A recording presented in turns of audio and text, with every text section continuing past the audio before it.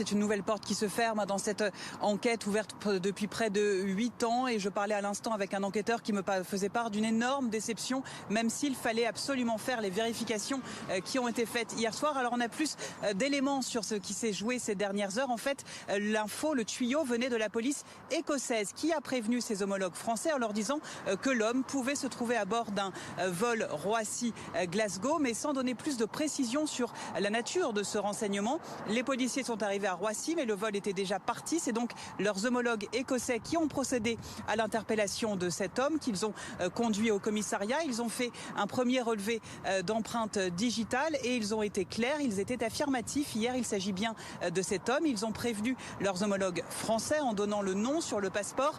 Une perquisition a été menée hier soir dans les Yvelines et des voisins sont venus se confier aux enquêteurs en leur faisant part de leurs doutes, en disant qu'ils connaissaient cet homme depuis près de 30 ans et qu'il commettait une erreur. Et c'est là que le doute a commencé à germer dans la tête des enquêteurs. Et puis ensuite, les analyses papillaires sont arrivées hier soir dans la soirée. Et là, visiblement, ça ne correspondait pas. Le deuxième doute est donc cette fois bien en place dans la tête des enquêteurs. Et ce matin, effectivement, on apprend que les analyses ADN qui ont été prodiguées par les enquêteurs écossais ne correspondent pas à celles de Xavier Dupont de Ligonnès. Alors l'homme qui est toujours en rétention ici à Glasgow va être relâché dans les prochaines heures. Pour l'instant, la police écossaise, évidemment, ne souhaite pas communiquer, donne très peu d'éléments. Ce que l'on sait, c'est que 2 enquêteurs français sont présents, un enquêteur de la police judiciaire de Nantes et un enquêteur de la Brigade nationale de recherche des fugitives qui ont fait le déplacement ici à Glasgow et qui attendent désormais des explications de leurs homologues écossais pour comprendre